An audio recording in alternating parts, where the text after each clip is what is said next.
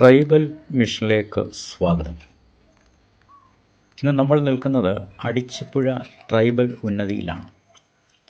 വർഷങ്ങളായി ഇടിഞ്ഞു പൊളിഞ്ഞ വാടക വീട്ടിൽ കഴിയുന്ന അടിച്ചിപ്പുഴ ഉന്നതിയിലെ രാജുവിൻ്റെ സങ്കട കഥ നമുക്ക് ഇന്ന് കേൾക്കാം.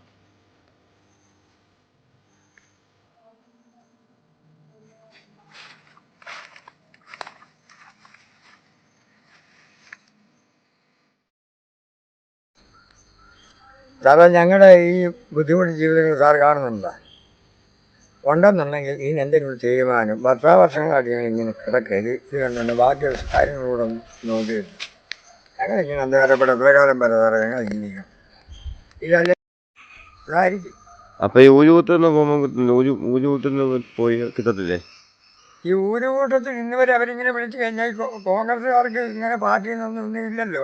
പാർട്ടിയിൽ നിന്നല്ലേ, പഞ്ചായത്തിൽ നിന്ന് പാർട്ടിക്കാർക്ക് മാത്രമല്ലേ ഉള്ളൂ. അപ്പൊ ടി ഓഫീസ് ഇന്ന് വരെ അവർ ചെന്ന് കഴിഞ്ഞാൽ അവർ പറഞ്ഞു നിങ്ങൾ കഴിഞ്ഞ് നാളെ പോവാം. ഇവരുടെ പ്രൊമോട്ടർമാരുണ്ട്, അവരും ശരി പിന്നെ അന്വേഷിക്കാം കേട്ടോ, പിന്നെ പറയാവേ, പിന്നെ അന്വേഷിക്കാം, പിന്നെ പറയാം. ഇത് തന്നെയാണ് അവരുടെ സംസാരം. ഈ സത്യങ്ങൾ മൊത്തം ഈ പ്രൊമോട്ടർമാർക്കും അറിയാം, ടി ഒയ്ക്കും അറിയാം, ടി ഡി ഒയ്ക്കും അറിയാം. അത് അത്രയും വലിയ വലിയ ഉദ്യോഗസ്ഥന്മാരൊക്കെ നാണക്കെടുത്ത് ഇരിക്കാൻ വേണ്ടി ഇന്ന് ഈ നിമിഷം വരെ നമ്മൾ അതിൻ്റെയൊക്കെ പുറകെ പോകാത്തത് ഒത്തിരി. എത്ര കാലമായിട്ട് വാടകയ്ക്ക് കിടന്ന് മനുഷ്യരുണ്ട് ഈ ചോറ് പരിക്കാതെ എങ്ങനെ മാറ്റം ജീവിക്കാനാണെന്ന് പറയുന്നത്. അത് സാർ തന്നെ ആലോചിച്ചിട്ടല്ലേ മാധ്യമങ്ങളോട് 6-7 മാസം ഞാൻ രാജ്യ പുറമ്പൊക്കെ പോയി കിടന്നു. ഞാൻ എൻ്റെ ഭാര്യ അറിയോ, പോലീസ് പ്രൊട്ടക്ഷൻ പമ്പയാറ്റിലോ? ഈ കോസ്വേയുടെ പമ്പയാറിൻ്റെ തീരത്ത് പെരുന്നാട് SIയുടെ ഉത്തരവാദിത്തത്തിൽ 6 മാസം ഞാൻ ആ മുളയുടെ കീഴെ പോയി ഞാൻ കിടന്നവനെയാണ്. അറിയാമോ, ഞാൻ എൻ്റെ ഭാര്യ.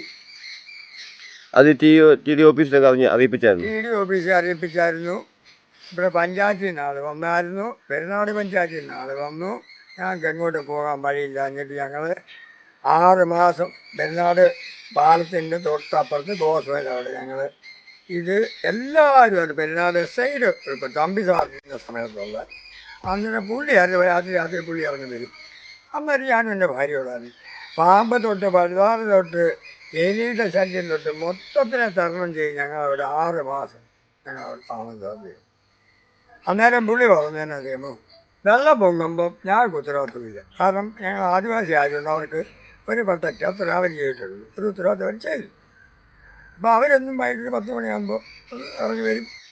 10-11 മണിയാകുമ്പോൾ അവർ കയറി പോകും. വെള്ളം പൊങ്ങി വരുമ്പോൾ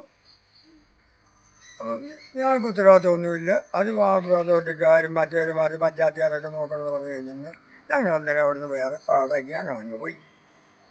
അവിടുന്ന് പിന്നെയും ഒരു 3 മാസം 4 മാസങ്ങൾ പിന്നെ വേറെ വാടക.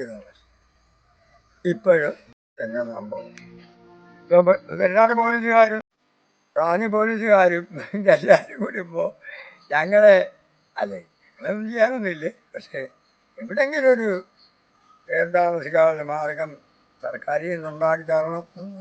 ഞങ്ങൾക്ക് വേറെ ആരുമില്ല. എനിക്ക് വേറെ ഒന്നുമില്ല, കിടക്കാറില്ല. സത്യം ഒരു സെൻറ്റ് സ്ഥലം പോലും ഇല്ലാത്തൊരു മനുഷ്യൻ. അത്രയും പോലും ഇല്ലാത്ത തന്നെ ഭാര്യ. പിന്നെ ഞങ്ങൾ എങ്ങോട്ട് പോകാനിരി? അത് ഈ സർക്കാർ ഭരണം തീരുമാനത്തിന് മുമ്പ് സകല ജനങ്ങൾക്കും വീടുണ്ടാക്കി തരും, മറ്റേത് മരത്തായിരുന്നൊക്കെ അതിനുള്ള വാഗ്ദാനങ്ങൾ. പക്ഷേ ഞാൻ നോക്കിയിട്ട് വരെ ആദിവാസി ആറ്റിക്കിടക്കെന്ന് പറഞ്ഞാൽ ഞാൻ ആദ്യം പേപ്പറിലിട്ട് ആദിവാസി ആറ്റിക്കിടക്കും. ശരി, ആദിവാസി ആറ്റിക്കിടക്കും. ഞങ്ങൾ രണ്ടുപേരും പറഞ്ഞു, വേറെ ഞങ്ങൾക്ക് കാര്യമില്ല, മുന്നോട്ടുമില്ല പുറകോട്ടുമില്ല. അതിന് മാധ്യമങ്ങൾ മൊത്തത്തിൽ നിറയണം, അതിനു വേണ്ടി മാത്രം കാര്യം. ഞാനൊരു കൂലിപ്പണിക്കാരനാണ്, അല്ലാതെ എനിക്ക് സർക്കാർ ജോലിയോ മറ്റുള്ള കാര്യം എനിക്കില്ലാത്തതന്നെ. അന്നു പോയി അന്നു കഴിയും. ഇപ്പം താമസിക്കുന്ന അവസ്ഥയില്ല. കണ്ടല്ലോ ഇതെല്ലാവരും. അത് ഇതൊരു റെൻ്റാണ്, ഇതൊരു റെൻ്റാണ്.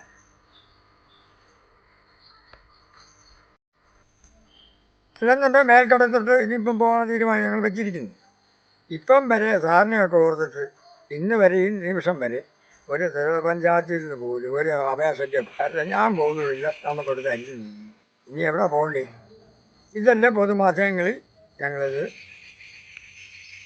സെറ്റായിട്ട് പബ്ലിസിറ്റി ആയി സാറിനൊക്കെ നാണക്കെടുന്നു.